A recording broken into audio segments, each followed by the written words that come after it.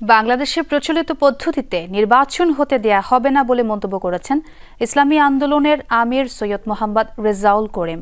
বিকেলে শাহবাগে ইসলামী ছাত্র আন্দোলনের প্রতিষ্ঠা বার্ষিকী উপলক্ষে ছাত্র সমাবেশে প্রধান অতিথির বক্তব্যে তিনি কথা বলেন। সৈয়দ রেজাউল করিম বলেন, বাংলাদেশের সিংহভাগ রাজনৈতিক দল পিআর পদ্ধতিতে নির্বাচন চায়, তাই জনগণ পিআর চায় কিনা তা জানতে দরকার হলে গণভোট করতে হবে। সংস্কার এবং বিচার নিয়ে যে ওয়াদা অন্তর্বর্তীকালীন সরকার করেছিল তা তারা ভঙ্গ করেছে বলেও অভিযোগ করেন তিনি। আরও বলেন, জুলাইয়ের গণহত্যাকারীদের বিচার নিশ্চিতের পর জাতীয় নির্বাচন হতে হবে। সিংহভাগ রাজনৈতিক দল বাংলাদেশে তারা কিন্তু পিআর পদ্ধতিতে নির্বাচন চায়। এখানে চায় না কারা?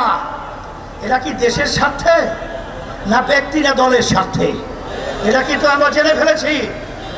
যদি আপনারা নাই চান, আমরা পরিষ্কারভাবে বলছি, বাংলাদেশের জনগণের কাছে মতামতের জন্য পাঠিয়ে দেন।